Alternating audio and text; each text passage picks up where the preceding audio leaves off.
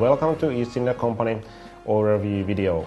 My name is Kim Soares, I'm lead designer here at Natural Games, and in this video I'm going to give you a good overview of East India Company as a game. First, let's try out campaigns. We have a grand campaign in the game that spans 200 years, but if the player wants to play smaller parts, he can also choose shorter campaigns, for example from 1650 to 1700.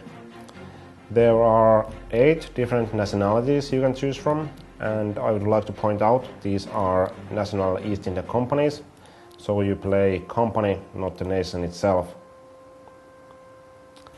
Okay, let's just delve into the mayhem.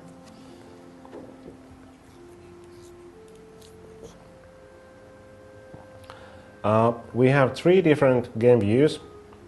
This one here is strategic level, so here I can see the whole game world in real time, I might add, from Europe to Africa and all the way to the East Indies here. The main actions I do here is I control my fleets. I can give them move orders. I can order them to take patrol routes, so they will patrol the seas and keep a lookout for enemy fleets. I can also tell them to attack ports. I'll just show it here, like this, but I have so bad odds, so I'm not going to take it right now. Trading is integral part of the game, and I can do it manually, but also I can make it automated. So right now I'm telling these guys here to start automated trading route from Cochin. They went there, they bought as much tea as they can, then they will sail back home port in Europe, sell it away, buy some export items from home port, come back here, sell more tea, and they will continue it until I tell them otherwise. But let's see if I have other fleet here. Okay, Goa. From the flag I can tell it's my port. I will enter the port and show you how the trading is done if done manually. Here I can see the port view, and I can see my fleet here, fleet commander. Fleet commanders have different skills as they gain levels, and here I can see the ships, ship details for them. This is East Indiaman, for example, this fleet, and right now they don't have any cargo, but I just open trading post here, and trading is really simple to do. I just drag items one at a time if I want, or I can drag everything I can if I want. Let's see, like this and like this.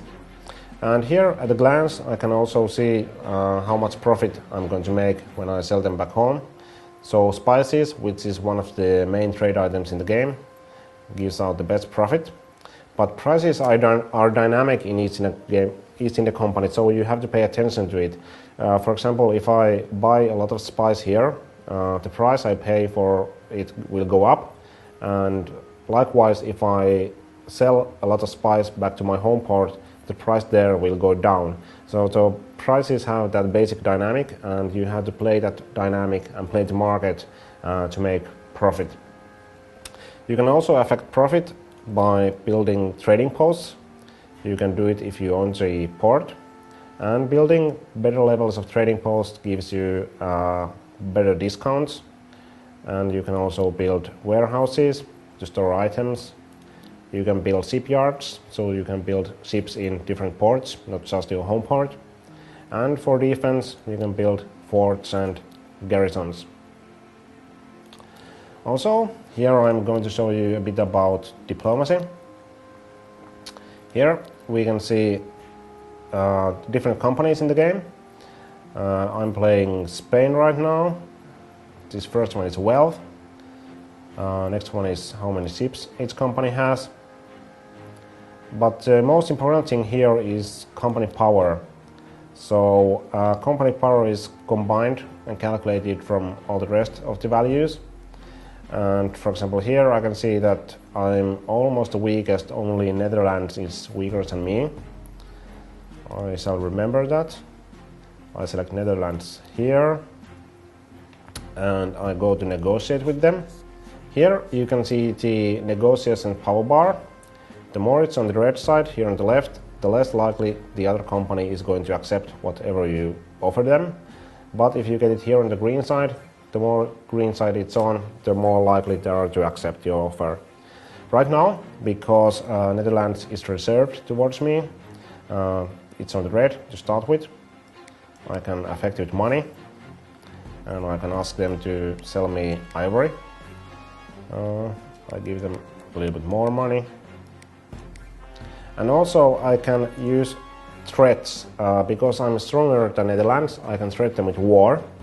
For example, let me just clear this up. I will take ivory. Right now they're not going to accept because they don't like me, and basically I'm asking them to give me 99 tons of ivory for free. But as I'm stronger, I can threat them, and you can see it drops considerably. And then I just put small amount of money and they did accept. But because I threat them, they will remember it for a long time to come. And so you can use it for get short-term upper hand, but if you threat someone, they are going to remember it for a long time. Okay, let's just leave here and go back to strategic level. Let's take this fleet here. I'm going to attack someone, but first, as you can see here, this circle here is fleet range. Every fleet in the game has range, and it's like analogy of the fact that the fleets had to visit ports on their journeys to refresh the supplies of water, food for the crew. So having the fleet range makes each and every port in the game important, because if enemy companies control some port, you can't go there, and especially if you don't have access to these ports in the tip of the Africa, you can be effectively cut off from the East Indies. So you have to pay attention that you have access to important ports in key locations.